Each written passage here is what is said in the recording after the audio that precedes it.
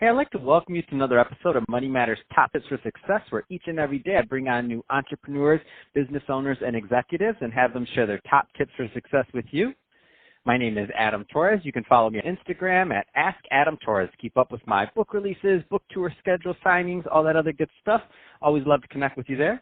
And as always, if you'd like to apply to become a co-author of one of my upcoming books, just head on over to the website, moneymatterstoptips.com, and click on Become an Author to apply. All right, so today I have Evan Lazarus on the line, who is the CEO over at JSL Enterprises. Evan, welcome to the show. Hi, thanks, Adam. So I'm excited to get more into what you're doing over at JSL Enterprises. But before we do that, let's get a little bit further into your background. So how'd you get started in your career and in business? Well, it's a long, involved story. I actually started out as an audio engineer, believe it or not. Started working in the audio engineering field, worked for a number of recording studios, first in South Africa, and then I moved over to Hollywood. Started working for a number of studios in Hollywood, and the music industry, kind of bottomed out a little bit, and there wasn't an awful lot of work within the audio engineering field, particularly within studios. The studios tend to become very home-based, and there wasn't a lot of budget going in there. So I got a job as the in-house studio manager for a production company in Beverly Hills. While I was working at the production company, I started developing some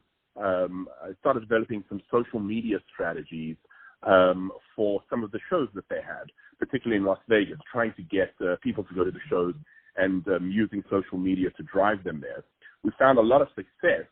So I transitioned from managing their in-house studio to their marketing team. I worked my way up to their director of marketing and started managing the marketing for all of their shows.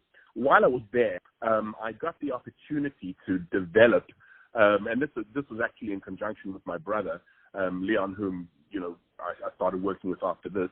I got the opportunity to develop a text messaging program that would send up-to-the-minute sports scores and statistics to cell phones. Now, this was in the days of the original flip phones. There were no apps really available. We're still working in J2ME and Brew environments, and text messaging was in its early phase. So we developed a platform that would shoot out text messages for a monthly fee. You could set the sports teams, the individual players, lines, weather, whatever you wanted in order to get information on up to the minute. And we developed that platform. While we were kind of developing that platform, I realized, I can't do both of these.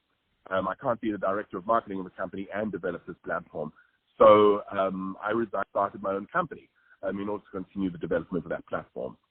And that company was called Lazarus Brothers for short. Leon was focusing on the creative developments, my brother Leon, focused on the creative and the look and feel of the application itself. And I focused on, managing the team, project management, developing strategy, launch strategy, and marketing around the actual product. That was our first client. Based on that, we started building up our client base. Lazarus developed into a full-service agency where we were developing marketing strategies for companies, creative, ad buys, strategy, you name it. We were a full-service digital agency, but in a boutique world. So we could really focus on some, fun and exciting programs as opposed to, the boring old kind of market. As the agency grew, we started developing more and more pieces of software, and we got into the world of email. And, the reason we got into the world of email, one of our clients, which was a hotel chain, came to us and said, look, we've got this email, we've got an email program, but we're having a problem launching, or empowering our individual team members to create, schedule, and deploy their own email messages. Because we use a marketing automation platform, which was at the time called Silverpath, but we're wondering if you could develop a platform that would empower all of our distributed team members to be able to manage their own email campaigns, as opposed to having these disparate systems like MailChimp, where we have absolutely no corporate control over the look and feel of the actual program, and everyone's kind of rogue with their own email marketing. So we developed a platform that would manage this, and we ultimately productized that platform, and we transitioned into a very focused email marketing automation company. With this product, this email marketing product as our flagship product, and we sold that off and moved into the world where we are now, which is JSL, where we are very, very focused on the marketing automation world, and that encompasses mobile messaging and email marketing. And of course, people look at me and say, well, why would you focus on email marketing? And the reality is that email marketing is cheap and highly effective. It generates a phenomenal amount of ROI for little to no cost. It's highly trackable, it's highly manageable, and the reality is that your email address is your de facto online personality. That's your name. You can't do much without an email address. It's not the shiny new object. It's not social media, but it is incredibly effective, and most all companies manage email programs. So we are specialists within the email world. We've been working in email for close on 15 years. We know it well. We love it. We love the environment, and it's an absolute specialty of ours. So that's what a great story, and what a great story. And I like how you had different transitions, different pivots along the way, going from audio to obviously email to selling that company to going to another company and focusing more on mobile, and now still really taking your email and niche skills even further while adding others in terms of services for your clients. So there's some younger entrepreneurs starting that are listening to this right now that aren't quite as far along as you are. And we all as entrepreneurs learn from the ups, the downs, the sideways, everything in between. Yeah. So it's never this linear path. It's always a zigzag.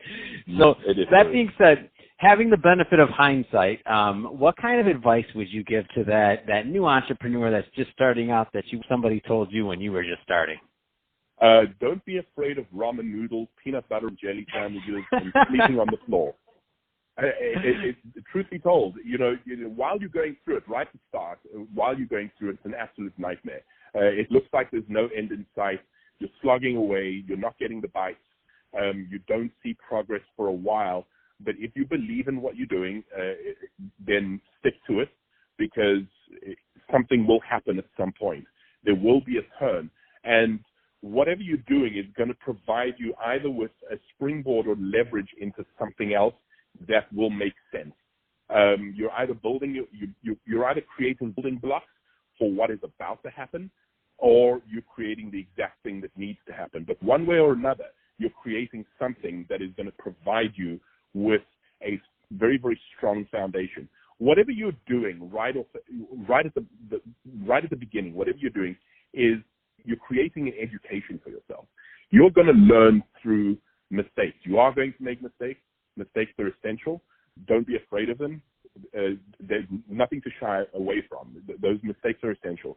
And as opposed to making mistakes and closing up shop and saying, well, that's it, I'm done, rather take the mistakes and what did I gain from that? What did I learn?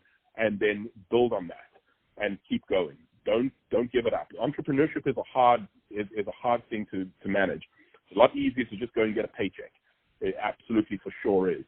But if you're an entrepreneur, which is a completely different breed, if you are an entrepreneur, it's in your blood. You're not going to escape it, and you should embrace it.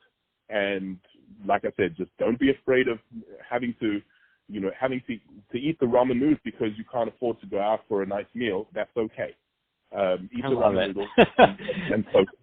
I love it. That's great advice, and it's true. And spoken from somebody who has put in their dues as an entrepreneur. So that's great stuff.